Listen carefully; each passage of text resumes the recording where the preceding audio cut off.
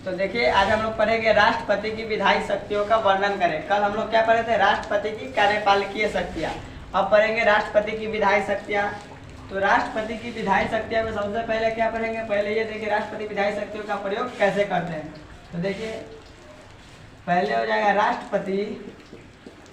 राष्ट्रपति अपने विधायी शक्तियों का प्रयोग। राष्ट्रपति अपने विधायी शक्तियों का प्रयोग। राष्ट्रपति अपने विधायी शक्तियों का प्रयोग। राष्ट्रपति अपने विधायी शक्तियों का प्रयोग। राष्ट्रपति अपने विधायी शक्तियों का प्रयोग संसद के अंग के रूप में करते हैं। राष्ट्रपति अपने विधायी शक्तियों का प्रयोग संसद के अंग के रूप में करते हैं। संसद के अंग के रूप में, संसद के अंग के रूप में करते हैं। संसद के अंग के रूप में करते हैं। संसद के अंग के रूप में करते हैं। तो देखिए राष्ट्रपति अपने विधायी शक्तियों का प्रयोग संसद के अंग के रूप में करते थे। ये बात आपको पता होगा कि हमारा जो संसद बना है वो तीन चीजें से, पहले राष्ट्रपति, लोकसभा, राज्यसभा। संसद में कौन कौन आते हैं? राष्ट्रपति, लोकसभा, राज्यसभा। तो राष्ट्रपति संसद के अभिन्न अंग होते हैं, और जबकि लोकसभा और राज्यसभा संसद के दो सदन है। लोकसभा निम्न सदन है और राज्यसभा उच्च सदन है। संसद के उच्च सदन राज्यसभा है और संसद के निम्न सदन जो है वो लोकसभा है। और राष्ट्रपति संसद के अभिन्न अंग होते हैं। तो राष्ट्रपति अपने विधायी शक्तियों का प्रयोग संसद के अंग के रूप में करते हैं। यही क्वेश्चन कह रहा है कि राष्ट्रपति अपने विधायी शक्तियों का प्रयोग संसद के अंग के रूप में करते हैं। अब दूसरा, अपने विधायी शक्तियों का प्रयोग या तो अध्यादेश जारी करके कर, अपने शक्तियों का प्रयोग, या अपने शक्तियों का मतलब क्या होगा? राष्ट्रपति अपने विधायी शक्तियों का प्रयोग, अपने विधायी शक्तियों का प्रयोग, अपने विधायी शक्तियों का प्रयोग, अपने विधायी शक्तियों का प्रयोग, अपने विधायी शक्तियों का प्रयोग अध्यादेश जारी करके भी करते हैं। अध्यादेश, अपने विधायी शक्तियों का प्रयोग अध्यादेश जारी करके करते हैं। तो राष्ट्रपति अध्यादेश जारी करते हैं। इस तरह भी अपने विधायी शक्तियों का प्रयोग किस तरह करते हैं? अध्यादेश जारी करते हैं। तो अध्यादेश जारी किस अनुच्छेद के तहत किया जाता है? तो याद रखिएगा अनुच्छेद 123 के तहत अध्यादेश जारी किया जाता है। अनुच्छेद 123 के तहत राष्ट्रपति अध्यादेश जारी करते हैं। ये भी क्वेश्चन ऑब्जेक्टिव में पूछा जाता है कि राष्ट्रपति अध्यादेश जारी किस अनुच्छेद के तहत करते हैं? तो अनुच्छेद 123 के तहत। किस अनुच्छेद के तहत? अनुच्छेद 123 के तहत राष्ट्रपति अध्यादेश जारी करते हैं। ठीक है। और अध्यादेश जारी करना राष्ट्रपति की प्रमुख विधायी शक्तियाँ। ये भी क्वेश्चन पूछा जाएगा, राष्ट्रपति की प्रमुख विधायी शक्तियाँ क्या है? तो याद रखिएगा राष्ट्रपति की प्रमुख विधायी शक्तियाँ, राष्ट्रपति की प्रमुख विधायी शक्तियाँ, राष्ट्रपति की प्रमुख विधायी शक्तियाँ, राष्ट्रपति की प्रमुख विधायी शक्तियाँ, राष्ट्रपति की प्रमुख विधायी शक्तियाँ अध्यादेश जारी करना है। अध्यादेश जारी करना है। अध्यादेश जारी करना है। अध्यादेश जारी करना है। तो देखिए राष्ट्रपति की प्रमुख विधायी शक्तियाँ क्या है? अध्यादेश जारी करना। अध्यादेश जारी करना राष्ट्रपति की प्रमुख विधायी शक्तियाँ है। अध्यादेश क्या होता है इसके बारे में हम लोग आगे पढ़ेंगे। अभी यहाँ पर ये जान लीजिए कि अध्यादेश किस अनुच्छेद के तहत जारी किया जाता है? अनुच्छेद 123 के तहत। अध्यादेश किस अनुच्छेद के तहत जारी किया जाता है? अनुच्छेद 123 के तहत। और राष्ट्रपति की प्रमुख विधायी शक्तियाँ क्या है? अध्यादेश जारी करना। अब इधर देख लीजिए संसद। तो हमारा संसद किस किस चीज से मिलकर बना होता है? संसद। तो सबसे पहले संसद का गठन, संसद का जो गठन होता है किस अनुच्छेद के तहत? संसद का गठन अनुच्छेद 79 के तहत होता है। संसद का गठन अनुच्छेद 79 के तहत, अनुच्छेद 79 के तहत संसद का गठन होता है। अब संसद में कौन कौन आते हैं? देखिए संसद में पहले, संसद में तो 3 व्यक्ति आएंगे। पहले संसद में 3 को आएंगे। संसद देखिए संसद में जो होंगे पहले राष्ट्रपति, इधर देख लीजिएगा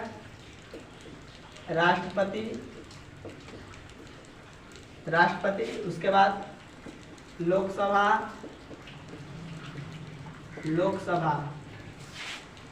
और उसके बाद हो जाएगा राज्यसभा। संसद में ये 3 आते हैं। तो राज्यसभा और लोकसभा, राज्यसभा ये संसद के सदन है। ये संसद के सदन है। ये दोनों संसद के सदन है, संसद के सदन है। तो राज्यसभा उच्च सदन है और लोकसभा निम्न सदन है। राष्ट्रपति संसद के अभिन्न अंग है। तो राष्ट्रपति अनुच्छेद 52 के तहत इनका पद अनिवार्य है। अनुच्छेद 52 के तहत राष्ट्रपति। और लोकसभा हो जाएगा अनुच्छेद 81 के तहत। लोकसभा याद रखिएगा अनुच्छेद 81 के तहत। लोकसभा की संरचना अनुच्छेद 81 के तहत और राज्यसभा अनुच्छेद 80 के तहत। अनुच्छेद 80 के तहत। तो सबसे पहले तो ये पूछा जाएगा संसद का गठन किस अनुच्छेद के तहत किया जाता है? अनुच्छेद 79 के तहत। संसद का गठन अनुच्छेद 79 के तहत। और संसद में कौन कौन आते हैं? तो राष्ट्रपति, लोकसभा, राज्यसभा। संसद में कौन कौन आता है? लोकसभा, राज्यसभा और राष्ट्रपति। तो राष्ट्रपति संसद के अभिन्न अंग होते हैं और लोकसभा, राज्यसभा संसद के अंग है। तो लोकसभा संसद के निम्न सदन है और राज्यसभा संसद के उच्च सदन है। तो लोकसभा का गठन अनुच्छेद 80 के तहत, 81 के तहत और राज्यसभा का गठन अनुच्छेद 80 के तहत और राष्ट्रपति के जो पद के निर्वाचित होते हैं अनुच्छेद 52 के तहत। तो ये समझ में आ गया होगा। इसका स्क्रीनशॉट ले लीजिए। उसके बाद हम लोग अगला टॉपिक और बढ़ते हैं।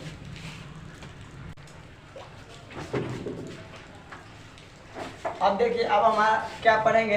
राष्ट्रपति का जो सामान्य अभिभाषण है एवं उनका संदेश, ये पढ़ेंगे। तो राष्ट्रपति का सामान्य अभिभाषण किस अनुच्छेद के तहत होता है? अनुच्छेद 86 के तहत। ये याद रखिएगा, अनुच्छेद 86 हम लोग पहले पढ़ेंगे। अनुच्छेद 86 है राष्ट्रपति संसद को संबोधित करेंगे। क्या? राष्ट्रपति संसद को संबोधित करेंगे। यह किस अनुच्छेद के तहत कहा गया है? अनुच्छेद 86 के तहत। याद रखिएगा, राष्ट्रपति संसद को संबोधित करेंगे।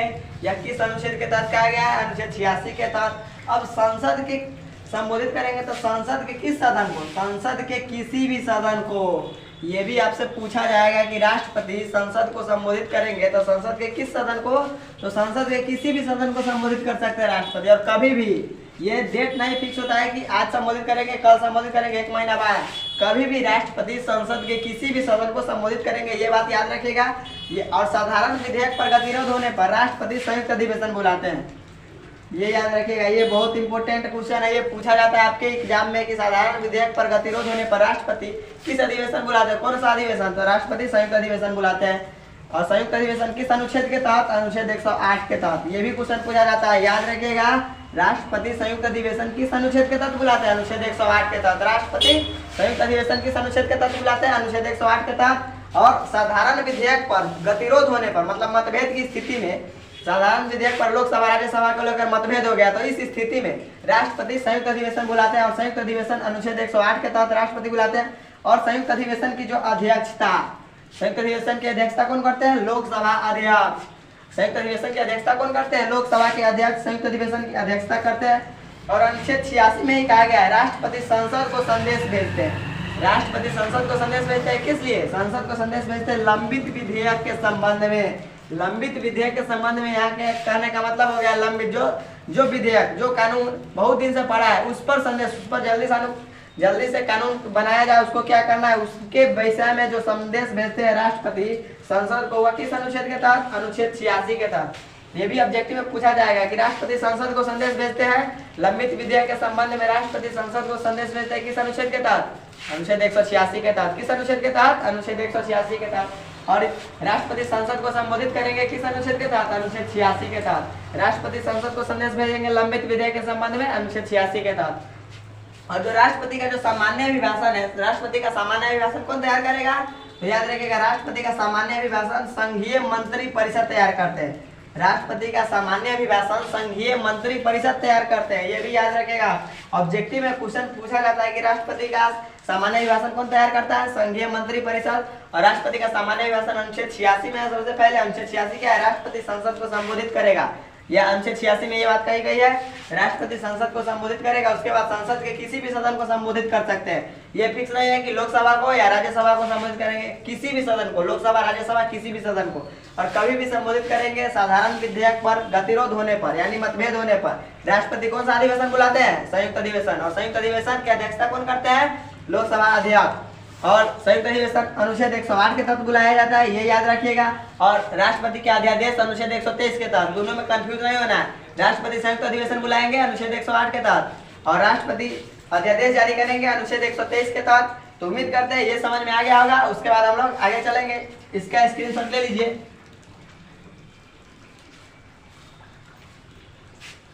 अब इसको मिटाते हैं, अगला क्वेश्चन पर बढ़ेंगे।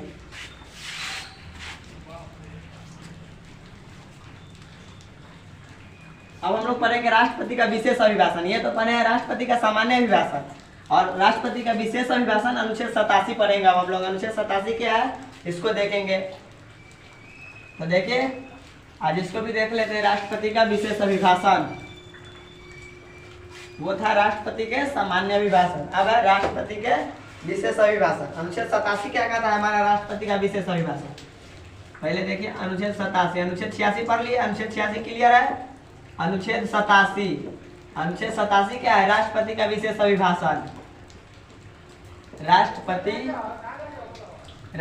का विशेष अभिभाषण, राष्ट्रपति का विशेष अभिभाषण वो सामान्य अभिभाषण और ये विशेष अभिभाषण, दोनों में अंतर है। राष्ट्रपति का विशेष अभिभाषण क्या हो जाएगा राष्ट्रपति का विशेष अभिभाषण। देखिए वो था राष्ट्रपति का सामान्य अभिभाषण, अब है राष्ट्रपति का विशेष अभिभाषण। तो विशेष अभिभाषण में क्या हो जाएगा आइए इसको देखते हैं। तो सबसे पहले नवगठित लोकसभा के प्रथम सत्र को संबोधित करेंगे। क्या नवगठित लोकसभा के मतलब जो लोकसभा का गठन नया हुआ है उसके प्रथम सत्र को। और संसद के कितने सत्र होते हैं 3 सत्र, बजट सत्र, मानसून सत्र, शीतकालीन सत्र। तो सबसे प्रथम सत्र को संबोधित करेंगे। तो यही कह रहा है नवगठित लोकसभा के नवगठित लोकसभा के प्रथम सत्र को नवगठित लोकसभा के प्रथम सत्र को नवगठित लोकसभा के प्रथम सत्र को नवगठित लोकसभा के प्रथम सत्र को संबोधित करेंगे। नवगठित लोकसभा के प्रथम सत्र को संबोधित करेगा। नवगठित लोकसभा के प्रथम सत्र को संबोधित करेगा कौन राष्ट्रपति। नवगठित लोकसभा के प्रथम सत्र को संबोधित कौन कर सकता है तो राष्ट्रपति, ये याद रखिएगा। उसके बाद है प्रत्येक वर्ष प्रथम सत्र को संबोधित करेंगे। प्रत्येक वर्ष प्रथम सत्र को संबोधित करेंगे। प्रत्येक वर्ष या देखिए प्रत्येक वर्ष प्रथम सत्र को संबोधित करेंगे। प्रत्येक वर्ष प्रथम सत्र को संबोधित करेंगे। प्रत्येक वर्ष प्रथम सत्र को संबोधित करेंगे। प्रत्येक वर्ष प्रथम सत्र को संबोधित करेंगे, याद रखिएगा। तो क्या कहता है नवगठित लोकसभा के प्रथम सत्र को संबोधित करेंगे। नवगठित लोकसभा के प्रथम सत्र को संबोधित करेंगे।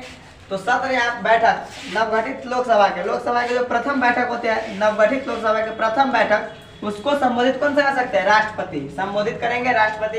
उसके बाद प्रत्येक वर्ष प्रथम सत्र को यानी प्रत्येक वर्ष जो प्रथम बैठक होगा उसको कौन संबोधित करेंगे राष्ट्रपति करेंगे। और याद रखिएगा संसद के कितने सत्र होते हैं संसद के 3 सत्र होते हैं। प्रत्येक वर्ष प्रथम सत्र को संबोधित करेंगे। उसके बाद है संसद के 3 सत्र होते हैं, याद रखिएगा संसद के 3 सत्र होते हैं। संसद के 3 सत्र होते हैं। संसद के 3 सत्र होते हैं। अब संसद के 3 सत्र कौन कौन होते हैं तो सबसे पहले बजट सत्र संसद के 3 सत्र होते हैं। बजट सत्र, दूसरा हो जाएगा बजट सत्र मानसून सत्र, अब तीसरा हो जाएगा शीतकालीन सत्र।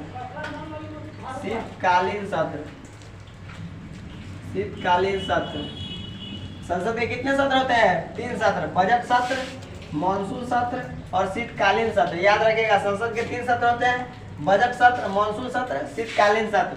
और नवगठित लोकसभा के प्रथम सत्र को संबोधित करेंगे राष्ट्रपति या किस अनुच्छेद के तहत अनुच्छेद 87 के तहत। राष्ट्रपति का विशेष अभिभाषण किस अनुच्छेद के तहत अनुच्छेद 87। और नवगठित लोकसभा के प्रथम सत्र को संबोधित करेगा कौन राष्ट्रपति अनुच्छेद 87 के तहत। प्रत्येक वर्ष प्रथम सत्र को यानी प्रथम बैठक होगा उसको संबोधित करेंगे राष्ट्रपति, ये भी अनुच्छेद 87 में ही कहा गया है। और संसद के कितने सत्र होते हैं तो याद रखिएगा संसद के 3 सत्र होते हैं। कितने सत्र ये ऑब्जेक्टिव में पूछा जाता है। संसद के कितने सत्र होते हैं तो 3 सत्र, याद रखिएगा संसद के 3 सत्र होते हैं। कौन कौन सत्र होते हैं तो बजट सत्र, मानसून सत्र, शीतकालीन सत्र। तो ये समझ में आ गया होगा। उसके बाद अब हम लोग अनुच्छेद 85 पढ़ेंगे तो इसका स्क्रीनशॉट ले लीजिए। उसके बाद अगले क्वेश्चन को बढ़ेंगे।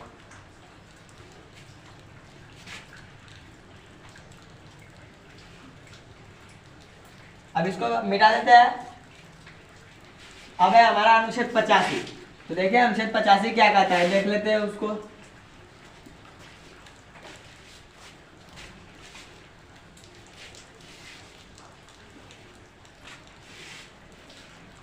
अनुच्छेद 85 क्या कहता है हमारा? राष्ट्रपति संसद के सत्र बुलाएंगे एवं उसका सत्रावसान करेंगे।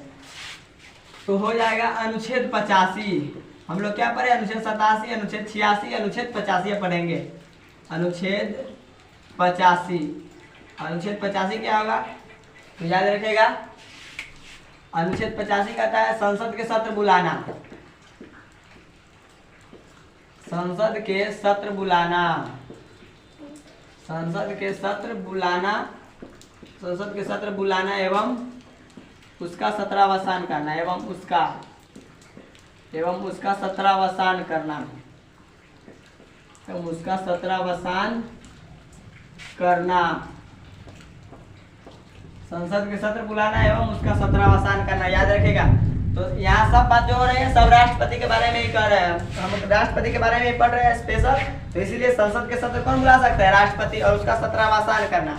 तो अनुच्छेद 85 पहले तो ऑब्जेक्टिव में यही पूछा जाएगा कि संसद के सत्र बुलाना एवं उसका सत्रावसान करना राष्ट्रपति की शक्ति 21 अनुच्छेद के तहत है, अनुच्छेद 85 के तहत क्या पूछा जाएगा? संसद के सत्र बुलाना एवं उसका सत्रावसान करना, संसद के सत्र बुलाना एवं उसका सत्रावसान करना। यह किस अनुच्छेद में कहा गया? अनुच्छेद 85 में।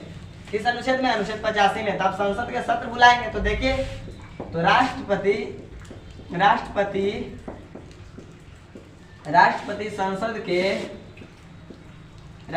संसद के सत्र बुलाएंगे, राष्ट्रपति संसद के सत्र बुलाएंगे, राष्ट्रपति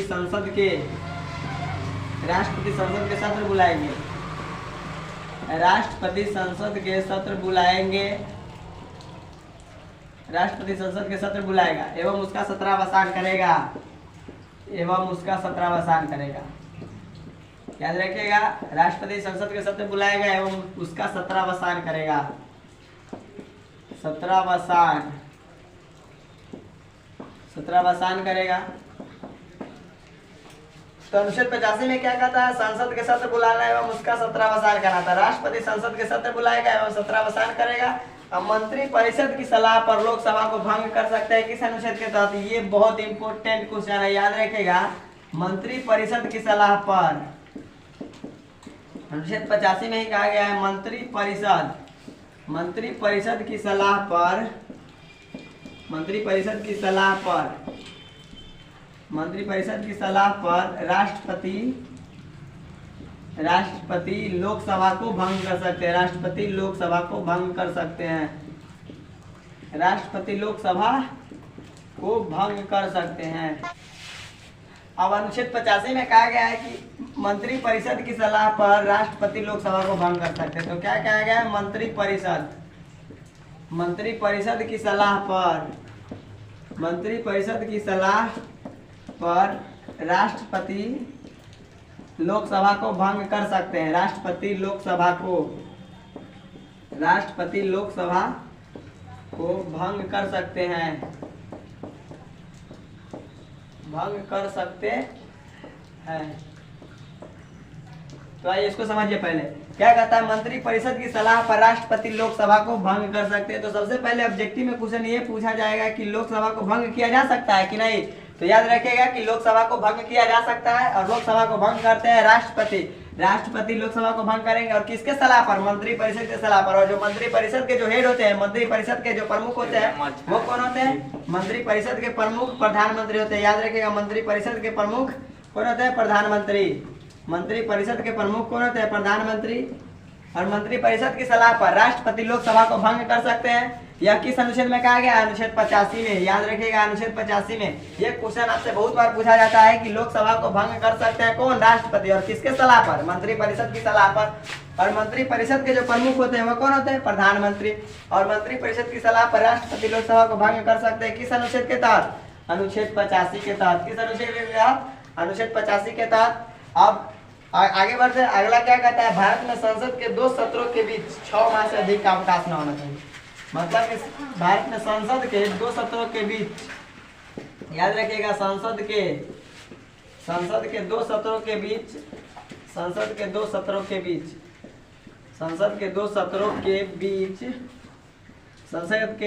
के बीच 6 माह से अधिक का अवकाश न होना चाहिए। 6 माह से अधिक का अवकाश नहीं होना चाहिए, अधिक का अवकाश नहीं होना चाहिए। अवकाश नहीं होना चाहिए।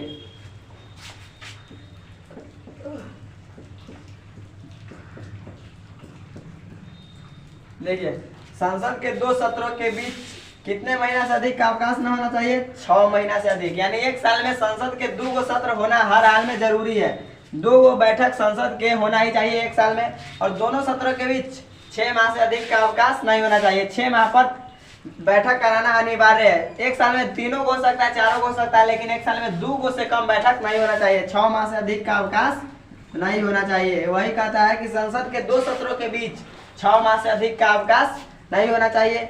तो ये समझ में आ गया होगा, इसका स्क्रीनशॉट ले लीजिए, उसके बाद हम लोग आगे बढ़ेंगे।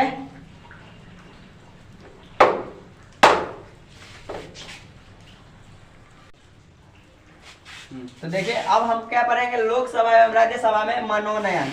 तो लोकसभा एवं राज्यसभा में किसी सदस्य को मनोनीत करने का अधिकार किसके पास है? राष्ट्रपति के पास। यहाँ सब पढ़ रहे हैं, सब राष्ट्रपति के बारे में पढ़ रहे हैं। एक लाइन में सीधे समझिए, जो भी पढ़ रहे हैं अभी राष्ट्रपति के बारे में। तो वही कह रहा है, लोकसभा एवं राज्यसभा में मनोनयन कौन कर सकते हैं? राष्ट्रपति करेंगे। तो सबसे पहले हम लोग देखेंगे लोकसभा में। तो लोकसभा में अनुच्छेद 331 पहले पढ़ेंगे। अनुच्छेद लोकसभा में मनोनीत को किसको करते हैं? अगर राष्ट्रपति को लगे कि लोकसभा में अंगल भारतीय का प्रतिनिधित्व नहीं है, तब राष्ट्रपति अनुच्छेद 331 के तहत 2 एंग्लो इंडियन को राष्ट्रपति मनोनीत करेंगे लोकसभा में। तो वही कहता है अनुच्छेद 331 क्या कहता है हमारे? देखिए, अनुच्छेद 331 पढ़ेंगे। अगर राष्ट्रपति को लगे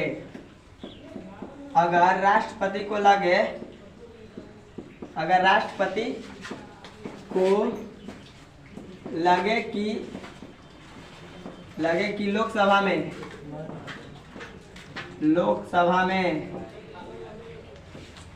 अगर राष्ट्रपति को लगे कि लोकसभा में एंग्लो इंडियन का प्रतिनिधित्व नहीं है, एंग्लो इंडियन किसको कहते हैं ये भी चर्चा करेंगे अभी। एंग्लो इंडियन का प्रतिनिधित्व, अगर राष्ट्रपति को लगे कि लोकसभा में एंग्लो इंडियन का प्रतिनिधित्व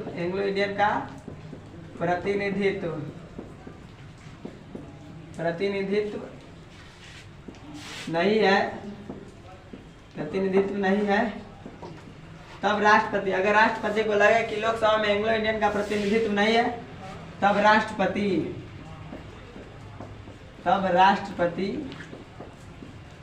2 एंग्लो इंडियन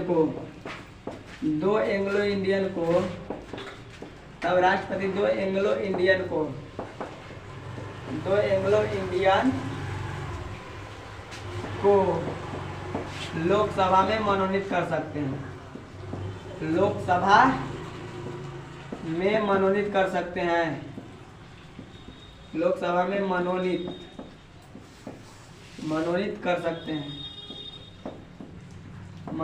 सकते हैं।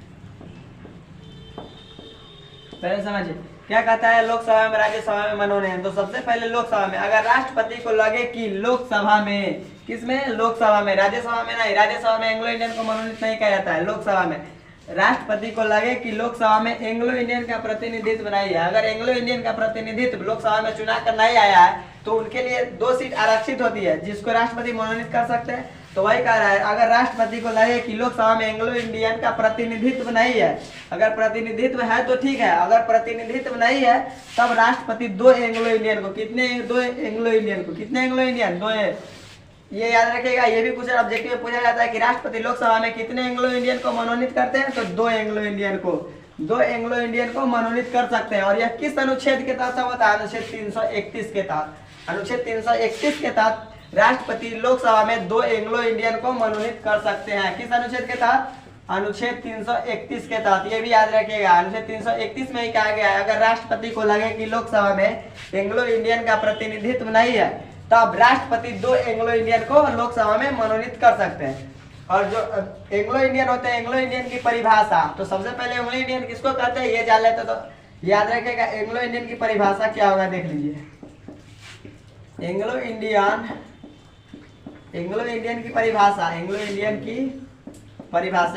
की परिभाषा संविधान के किस अनुच्छेद में दिया गया? अनुच्छेद 366 में।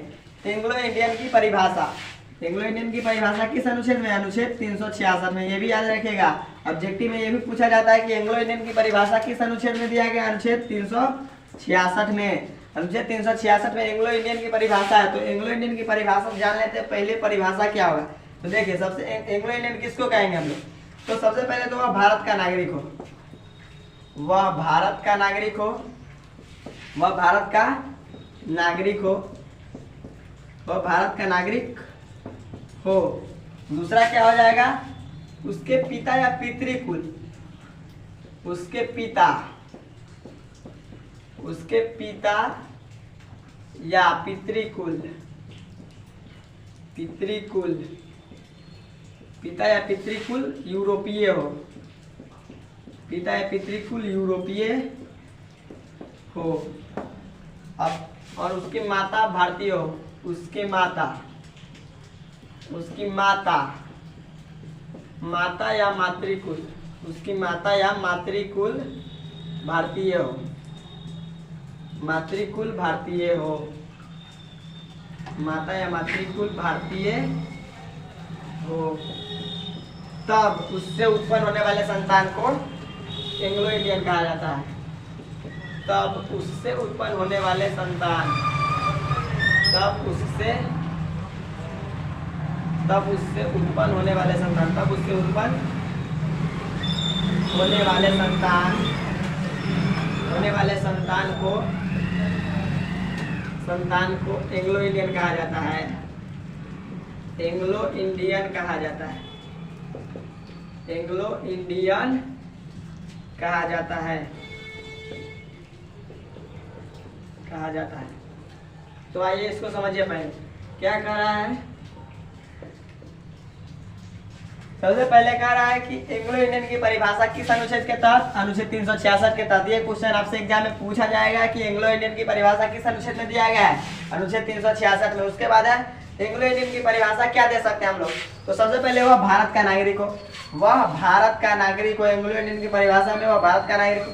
उसके बाद उसके पिता या पितृकुल, मतलब पिता या उसके पितृकुल यानी बाबा दादा, कोई पिता या पितृकुल कहाँ का हो, यूरोप के किसी भी देश का हो, यूरोप के किसी भी देश का, ब्रिटेन, इटली, फ्रांस, जर्मनी, किसी भी देश का हो, यूरोप के किसी भी देश का हो यानी। और उसकी माता या मातृकुल, माता या नानी उनी दादी उदी कहाँ के हो, भारतीय हो, माता या मातृकुल कहाँ की हो, भारतीय हो। तब उससे उत्पन्न होने वाला संतान क्या कहलाएगा, एंग्लो इंडियन।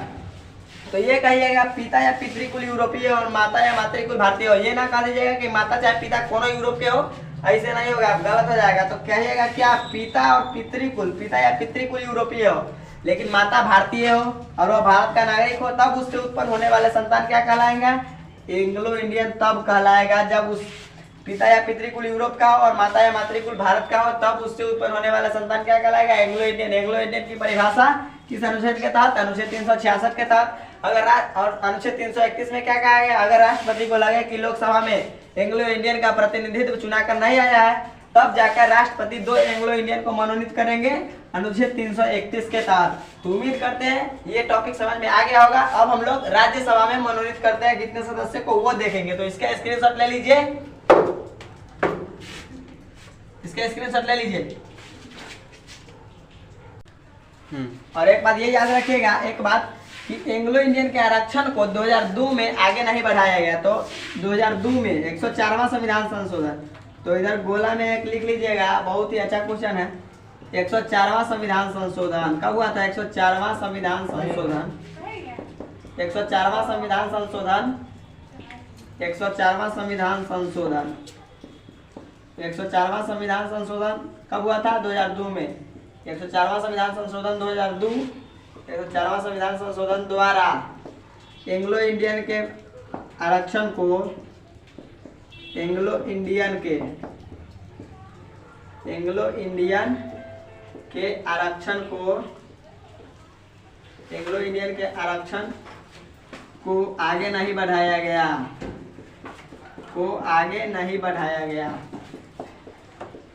आगे नहीं बढ़ाया गया।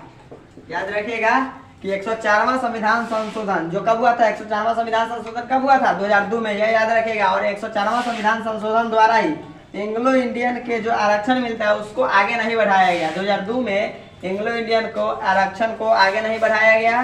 तो ये समझ में आ गया होगा।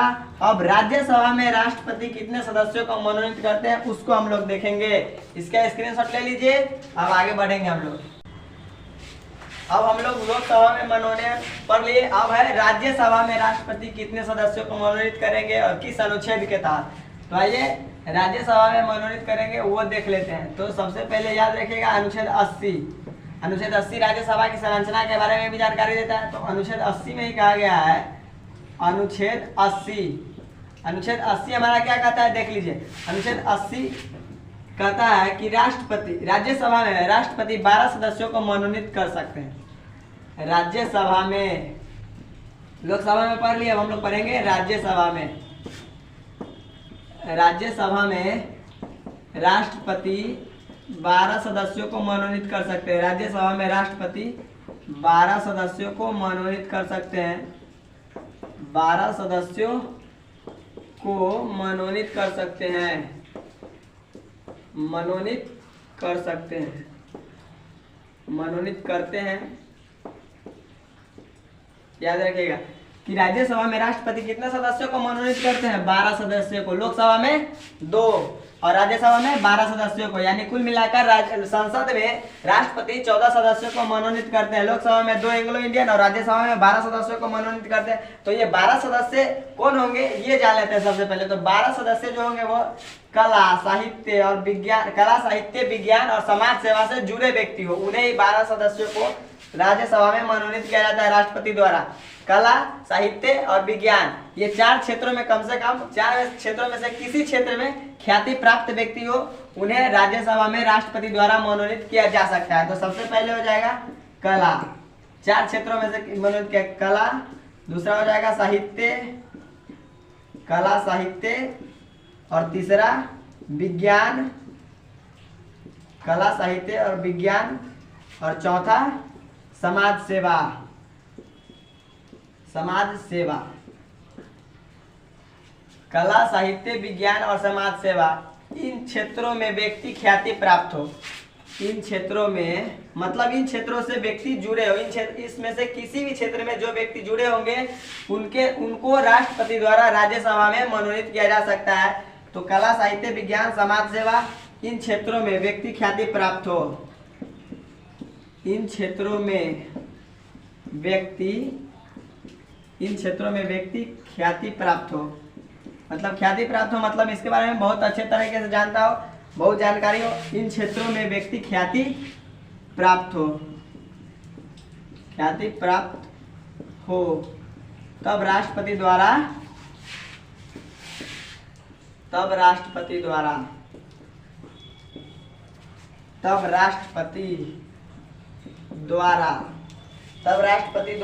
राज्यसभा में तब राष्ट्रपति द्वारा उसे राज्यसभा में मनोनीत किया जा सकता है, मनोनीत किया जा सकता है, मनोनीत किया जा सकता है, मनोनीत किया जा सकता है। तो सबसे पहले ये देखिए क्या कहता है, राष्ट्रपति अनुच्छेद 80 के तहत राज्यसभा में कितने सदस्यों को मनोनीत करते हैं, 12 सदस्यों को। राज्यसभा में कितने सदस्यों को मनोनीत किया जाता है राष्ट्रपति द्वारा, 12 सदस्यों को। और 12 सदस्य कौन कौन होते हैं, तो कला, साहित्य, विज्ञान, समाज सेवा, इन क्षेत्रों में व्यक्ति ख्याति प्राप्त हो, यानी इस क्षेत्र में से किसी भी क्षेत्र में वो व्यक्ति जुड़े होंगे, तब जाकर राष्ट्रपति द्वारा उन्हें राज्यसभा में मनोनीत किया जा सकता है। तो राज्यसभा में राष्ट्रपति 12 सदस्यों को मनोनीत करते हैं किस अनुच्छेद के तहत, अनुच्छेद 80 के तहत। किस अनुच्छेद के तहत, अनुच्छेद 80 के तहत। और कला, साहित्य, विज्ञान, समाज सेवा, इसमें से किसी भी क्षेत्र में वो व्यक्ति जुड़े हो, तब जाकर उनको राष्ट्रपति द्वारा राज्यसभा में मनोनीत किया जा सकता है। याद रखिएगा। और राज्यसभा में 12 सदस्यों को मनोनीत किया जाता है और लोकसभा में 2 एंग्लो इंडियन को। तो ये समझ में आएगा। और संसद में अगर पूछेगा कुल मिलाकर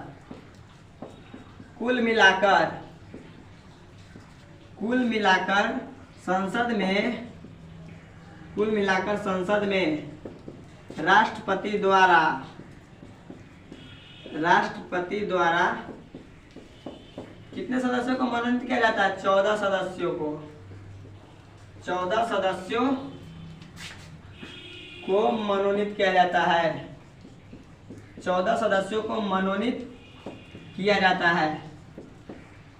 14 सदस्यों को मनोनीत किया जाता है, ये याद रखिएगा।